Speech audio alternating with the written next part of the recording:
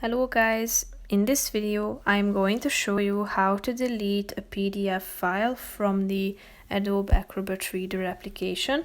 But first I just want to mention, don't forget to subscribe to my channel because at 10,000 subscribers I am going to show you my whole YouTube revenue statistics and growth strategy, how to make money online. So let's jump into it.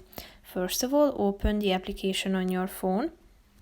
Tap on the home button down below, which is the first option, and from your home page, from the recent or starred section that you can see in the middle of the screen, select the one PDF file that you want to get rid of. All you have to do is clicking on the three dots icon next to it, scroll down till you find this last option, delete. So click on it, then tap on delete if you are sure that you want to get rid of this file.